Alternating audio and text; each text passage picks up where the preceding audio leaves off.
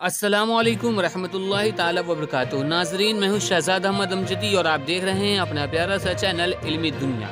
Bihar state मदरसा education board ने 2459+1 गैर मुल्का मदारिस के जो असातिज़ा हैं उनके लिए खुशखबरी जारी कर दी है। जी हाँ दोस्तों, खुशखबरी दिया है कि पहले 286 मदारिस की लिस्ट जारी किया था मदरसा बोर्ड ने, जिसका फाइल जो है महकमा तालीम हुकूमत बिहार को भेजा जा चुका है।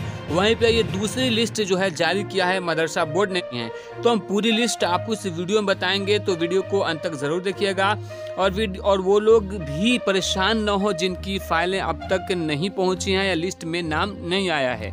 तो दोस्तों, वीडियो को शुरू करने से पहले मैं छोटी सी गुजारिश है कि अगर अभी तक आपने हमारे चैनल को सब्सक्राइब नहीं किया है तो सब्सक्राइब करके बेल आइकन को दबा दीजिए ताकि आने वाले लेटेस्ट वीडियोस का नोटिफिकेशन आपको मिलता रहे। तो दोस्तों, आप अपने मोबाइल स्क्रीन पे देख सकते हैं बिहार स्टेट मदरसा एजुकेशन बोर्ड पटना ऐलानिया नीतीश कुमार वज़ीर आला बिहार की क़यादत में मदारिस मुल्क तरक्की की राह पर गामसन। 2459+1 ज़ुमरे के मदारिस जिन्होंने ज़मीन का क़बाला, ज़मीन से मुतअल्लिक़ LPC साल 2019-20 की ज़मीन के टैक्स की रसीद दफ्तर को मौसूल कराया, उनके मदारिस का फोल्डर तैयार करके दफ्तर के मकतूब नंबर 2762 मोरखा 1/9/2020 और मकतूब नंबर 2821 मोरखा 3/9/2020 के जरिए महकमा तालीम हुकूमत बिहार को ज़िला वार फहरिस्त भेज दिया गया है।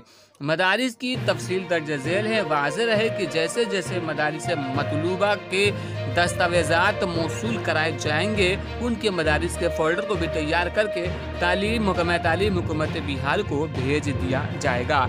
तो दोस्तों, जिन लोगों का नाम इस लिस्ट में नहीं है उन्हें परेशान होने की ज़रूरत नहीं है, क्योंकि दूसरी लिस्ट अभी जारी की गई है। उसके बाद तीसरी, जैसे जैसे कागजात और दस्तावेज़ात हुकूमत बिहार तक और मदरसा बोर्ड तो पहुँचेंगे वैसे लिस्ट जारी किया जाएगा।